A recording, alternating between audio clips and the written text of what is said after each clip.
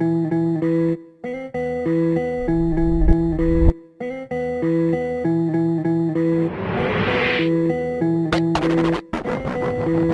afternoon, boys and girls.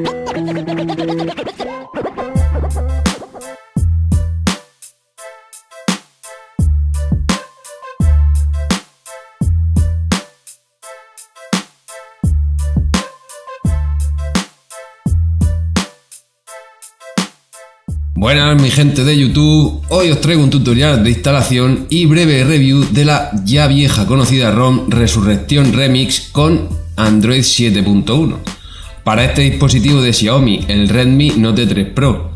También comentaré las pocas diferencias que trae Android 7.1 con respecto a la versión anterior de Nougat, la 7.0, y os dejaré algunos consejillos que yo utilizo habitualmente en las custom ROM para este dispositivo.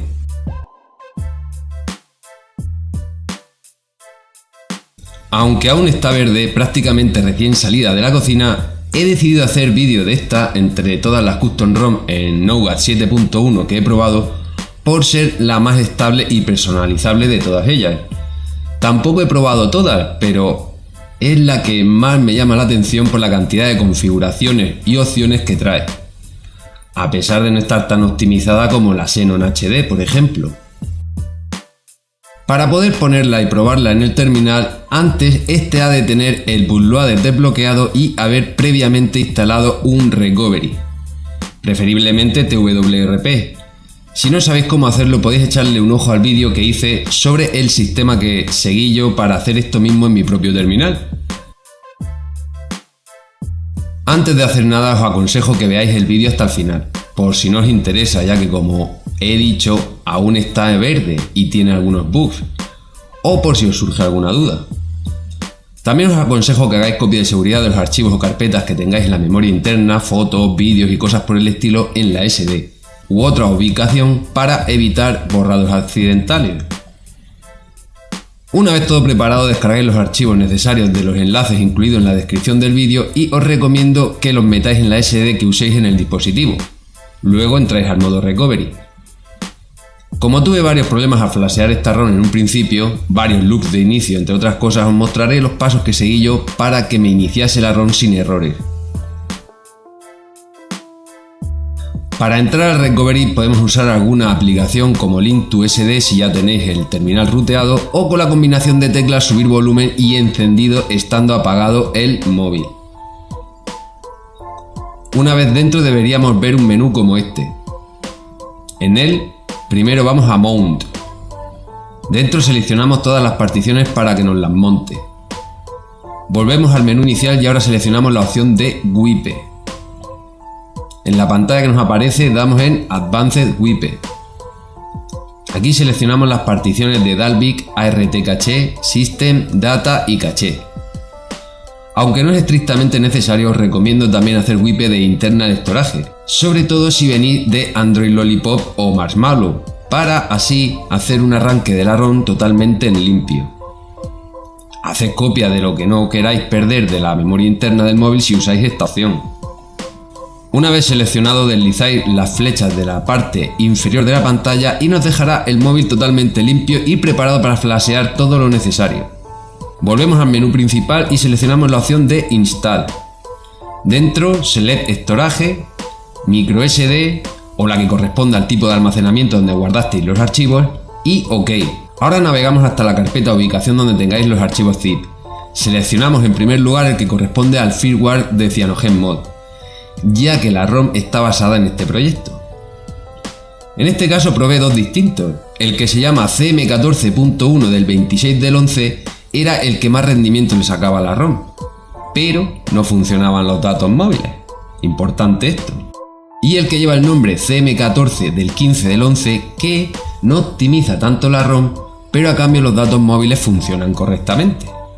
Así que el que recomiendo y el que acabé poniendo en mi dispositivo con esta ROM fue el de CM14 del 15 del 11. Pero pongo también el de CM14.1 en los links de la descripción del vídeo por si alguien quiere probarlo. Deslizamos las flechas para que comience con el flasheo. Ahora con el firmware instalado sin errores podemos continuar con la ROM. Si nos aparecen las dos líneas en rojo, no os preocupéis porque la ROM se instala correctamente de todas formas. Acto seguido lo mismo para las GAR, que han de ser las ARM64, aunque las ARM normales también funcionan. Para Android 7.1 y yo recomiendo la versión micro o la Pico.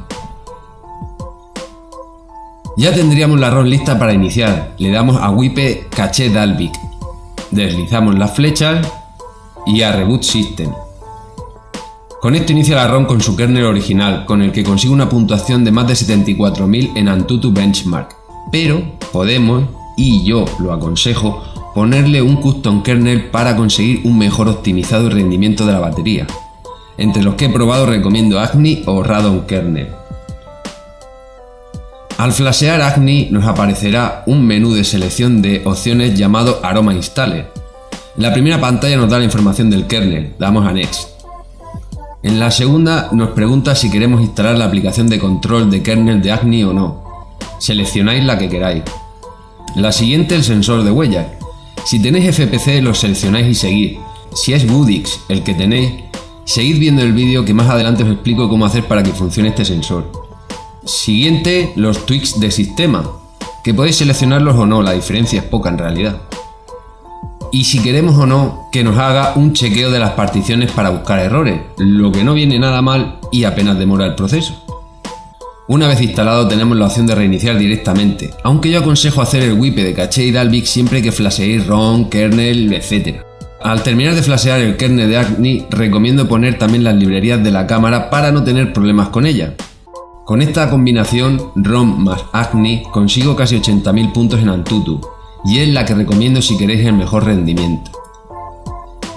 Si decidís poner Radon, el sistema es muy parecido, ya que también usa Aroma Installer como base. En la primera pantalla nos da información del kernel, damos a Next. En la siguiente el sensor de huellas, seleccionáis el que tengáis. Si tenéis Goodix necesitaréis flasheos adicionales además de seleccionar su opción, damos a Next. En esta pregunta si queremos hacer o no un breve overclocking, que podéis hacer lo que queráis, pero subir la velocidad máxima del procesador hace que también suba el consumo de batería y la temperatura, aunque sea poco. Seleccionamos y Next. Después nos pregunta qué perfil queremos para el kernel, equilibrado, basado en optimizar el uso de batería o el basado en el rendimiento. Podéis seleccionar el que queráis, ya que posteriormente se puede modificar usando la aplicación Kernel Auditor o alguna similar. Seleccionamos y Next. En la siguiente si queremos o no activar el doble toque para encender la pantalla con el dispositivo en reposo. Seleccionamos y Next. Y por último si queremos o no colores mejorados, que la verdad es que se ve todo más colorido y luminoso con esta opción. Seleccionamos y Next. Le damos a Finish y ya tendríamos el kernel instalado. Después del flasheo del kernel y antes de iniciar la ROM, os aconsejo hacer el wipe de caché y Dalvik para que no haya problemas. Con esta combinación de ROM más Radon obtengo algo más de 79.000 puntos en Antutu. Aunque este da algo menos que el de Agni, mejora bastante más el uso de batería. Si queréis cambiar de kernel o la configuración del mismo que hayáis puesto, por ejemplo elegís en Radon el sensor FPC y resulta que no funciona porque tenéis Goodix, solo tenéis que volver al TWRP y reflashear el kernel. Una vez instalado hacéis wipe de Dalvik y caché. Ahora os voy a explicar un poco lo de Goodix, es decir, lo que hay que hacer para que la ROM haga funcionar correctamente este sensor de huellas. Como el único dispositivo de este modelo que tengo es el mío de uso diario y tiene FPC, no he probado el sistema, pero allegados internauticos y compinches de redes sociales y o mensajerías instantáneas me han comentado que este sistema funciona para el sensor y es como ellos lo hicieron funcionar en sus móviles. El procedimiento es este: montar particiones y hacer los wipes, flasheo de firmware CM14, flasheo de ROM, flasheo de gaps, flashear archivo Goodix fpn with kernel.zip, flasheo de kernel, esto es opcional pero yo recomiendo que pongáis el de Agni, flashear el archivo Goodix fpn live only.zip y wipe caché Dalvik. Con este sistema debería funcionar el sensor de huellas Goodix en esta ROM al igual que en los móviles de los que lo han hecho así. Si no, probad sin el kernel de Agni. Si siguiendo estos pasos no conseguís iniciar la ROM, probad a hacer una reparación de las particiones de System, Data y Caché, siguiendo los pasos de este vídeo, ya que a veces puede quedar algún resto de la ROM anterior que impide su normal arranque. Para actualizar la ROM a versiones posteriores que vayan saliendo, el sistema es el siguiente: flasheamos la nueva versión de la ROM, flasheamos el custom kernel, librerías o parches que tuviéramos, en el caso de haber puesto alguno, ya que al flashear de nuevo la ROM perdemos cualquier kernel que tengamos, y WIP de caché y Dalvik. Reiniciamos y listo, ROM actualizada a la última versión. Yo iniciaré en este caso con la combinación de firmware CM14, ROM, GApps y Radon kernel. La ROM presenta muy buena fluidez y uso de RAM, permitiendo incluso tener dos launchers al mismo tiempo y cambiar entre ellos con bastante fluidez, además de un consumo de batería bastante bajo teniendo en cuenta que no lo dejo parar. Con un uso moderado, es decir, usándolo para lo esencial, llego a hacer casi 7 horas y media de pantalla y hasta 2 días de batería. En un día de uso continuado no agresivo, es decir, navegador web, WhatsApp, Telegram, Facebook, exploradores de archivos, correo electrónico, etc., consigo unas 12 horas y media de pantalla con una sola carga de batería. Es la primera que supera en gestión de batería la ROM de Exodus en Marshmallow, de las que he probado hasta la fecha, claro. Tanto en el caso de los test de Antutu como para el uso de batería, hablo del modelo con 2 GB de RAM y 16 de almacenamiento.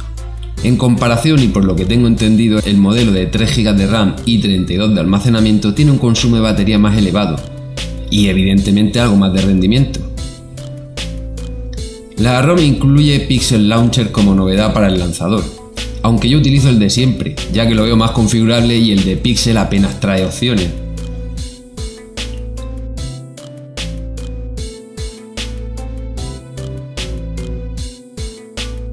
Otra cosa interesante que trae esta ROM, aunque no sea novedad, es la posibilidad de usar el sistema alternativo de panel de aplicaciones recientes que ofrece el OmniSwitch.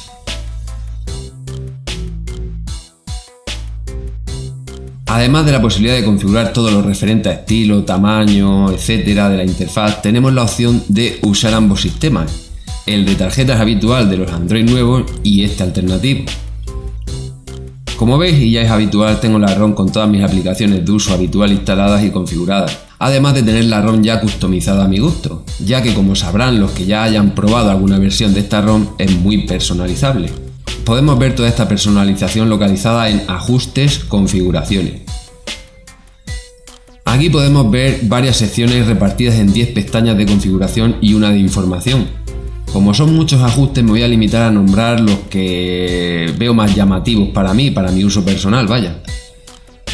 En la primera podemos personalizar la barra de estado, como cambiar el estilo y la posición del reloj, poner logos, añadir porcentaje y barra de batería, el monitor de tráfico de red, configurar gestos, etc. En la siguiente podemos configurar algunos ajustes de los paneles de notificación, volumen,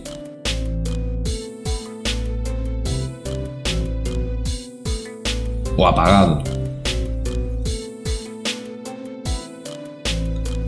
En recientes, que podemos modificar algunas cosillas sobre el menú de aplicaciones recientes, el de las tarjetitas, o la opción de usar OmniSwitch como sistema predeterminado para este menú, además de un acceso a sus ajustes. La que le sigue lleva configuraciones para cambiar al gusto las animaciones del panel de ajustes rápidos, además del modo de desplegado rápido del panel de ajustes y notificaciones, y otros ajustes como el número de columnas y filas. Podemos en la pantalla de bloqueo configurar ajustes específicos para ella, como gestos, colores, accesos directos, opciones de seguridad, etc. En la de gestos podemos activar los gestos en cualquier lugar y añadir los gestos que queramos. Activar una barra lateral de aplicaciones y seleccionar las que queramos que nos muestre.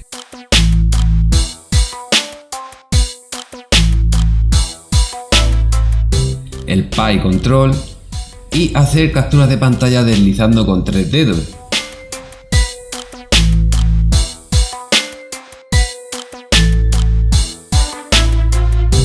En botones podemos activar o desactivar una barra de navegación así como configurar acciones extra para los botones físicos de inicio y reciente.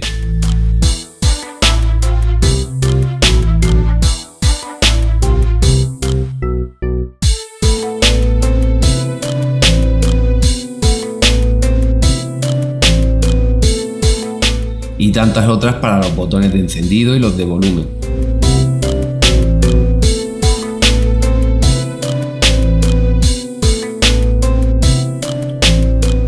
La pestaña de animaciones nos permite configurar cómo se mueven al presentarse las animaciones del sistema, las notificaciones emergentes del sistema, también llamados TOAs, el menú de apagado y las transiciones de las pestañas, además de permitirnos modificar los valores del scroll y desactivar todas las animaciones.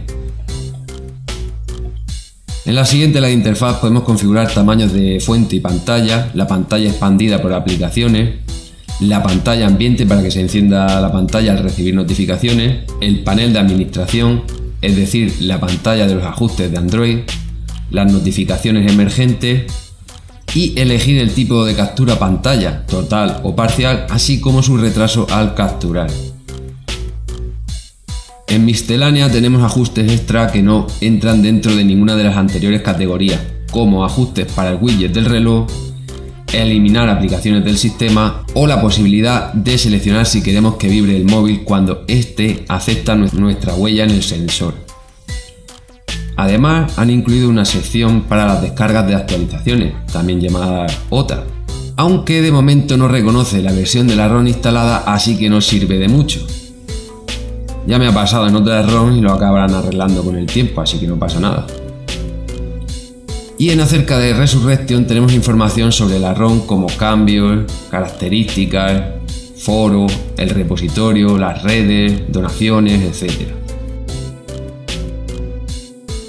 En la pantalla de ajustes hay una sección de ajustes del kernel. Si no os aparece, instalar la aplicación Kernel Auditor o la nativa de ACNI. En esta sección podemos ver las estadísticas de trabajo de los núcleos, así como configurar un buen montón de cosas relativas al kernel que tengamos puesto. Os voy a explicar un par de cosillas que podéis hacer aquí sin correr riesgo de liar la parda. En la sección CPU podéis asignar a cada grupo de núcleos un gobernador. Big se refiere a los dos núcleos de 1,8 GHz y Little a los 4 de 1,44 GHz. El gobernador de CPU se encarga de administrar cómo se comportan los núcleos ante ciertos eventos del sistema. Yo os recomiendo Darknex u On Demand para reducir el uso de batería, Impulse o Performance para un rendimiento máximo e Interactive para un equilibrio entre ahorro de batería y rendimiento. Los de Darknex e Impulse son los más efectivos y están incluidos en los kernels Radon y ACNI por defecto.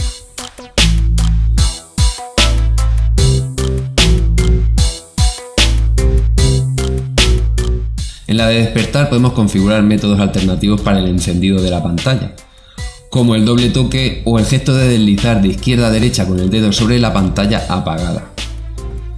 Otra sección interesante es la de entropía, que se encarga del equilibrio entre el uso del dispositivo y el lagueo, es decir, es un reductor de lag para el kernel.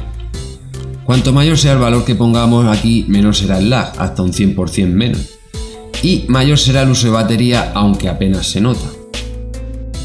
La ROM es estable y funciona todo, Wi-Fi, Bluetooth, cámara, datos móviles, etc. Y en cuanto a qué fallos presenta la ROM, os comento que, aunque no son errores graves, sí que tiene un par de fallos, al menos que yo haya encontrado. Uno de ellos es que la linterna no reacciona en ocasiones al encendido, pero apagando y encendiendo vuelve a funcionar. Y el otro es la imposibilidad de abrir ciertas cosas que le llegan desde la barra de notificaciones.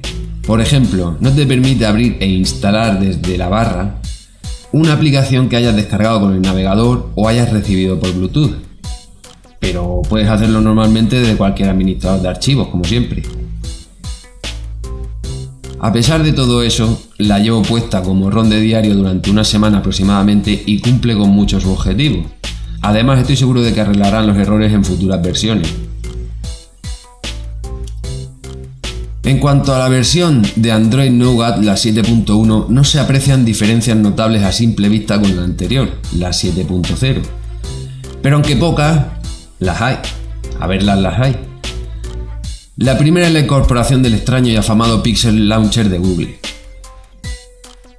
Además incluye un modo de pantalla llamado Live Display, que ajusta el tono y la temperatura de los colores de la pantalla para reducir la fatiga visual al leer en la pantalla con poca iluminación. Lo que hace es enrojecer y o amarillear la pantalla para no alterar el sueño por la noche. Dispone de soporte nativo para los gestos adicionales en el sensor de huellas con la pantalla encendida. Aunque en este caso el gesto abre la cámara, yo he usado una aplicación para gestionar esta función. Aparte de estos pocos cambios, también se nota una ligera optimización y cierta mejora de la estabilidad y el panel táctil. A pesar de ser una custom ROM, algo se nota. Ahora os voy a dar unos consejillos para aprovechar la ROM, cosas que yo hago habitualmente en mis dispositivos. Para empezar, haced un calibrado de batería siempre que cambiéis de ROM. Aunque puede que esté correcta, en algunas, si no la mayoría, darán la información correcta de la batería tras calibrarla. Os aconsejo una configuración equilibrada del kernel tanto en las opciones de instalación del mismo si usáis Custom Kernel Radon, como en la configuración posterior de los gobernadores del kernel desde Android con aplicaciones como Kernel Auditor. Yo tengo Darkness en Big e Interactive en Lite, que sin caer en lagueos consigo una mayor duración de la batería. También podéis, si notáis lag, es decir, si el dispositivo no reacciona como debe o se entrecorta, subir el tamaño del valor de la entropía hasta que quede sin lagueos. La opción de usar aplicaciones como Fingerprint Gesture para añadir y gestionar acciones extra para el sensor de huellas con pantalla encendida es casi totalmente funcional. Esto nos permite sacarle más provecho a nuestro sensor, no solo para bloquear y desbloquear el dispositivo, podemos asignarle una gran cantidad de acciones.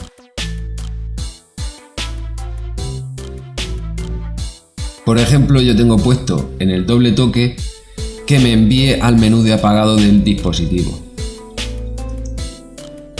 Otra cosa que os comento es que si como yo sois de usar una cantidad importante de aplicaciones, os recomiendo gestionar el arranque automático y el comportamiento de las mismas con alguna aplicación como SDMI Pro, que aparte de ser una eficiente herramienta de limpieza y mantenimiento para nuestra ROM,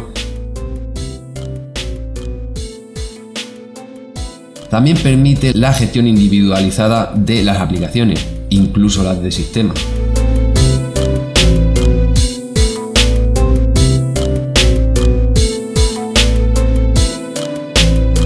Cosas como ver información detallada, terminar tareas, congelar cualquier aplicación, hacer copia del APK, gestión del inicio automático, borrar la aplicación y sus datos o restablecerla son algunas de las cosas que podemos hacer para limitar el uso excesivo de recursos del sistema cuando, como me suele pasar a mí, acabamos llenando la ROM de aplicaciones.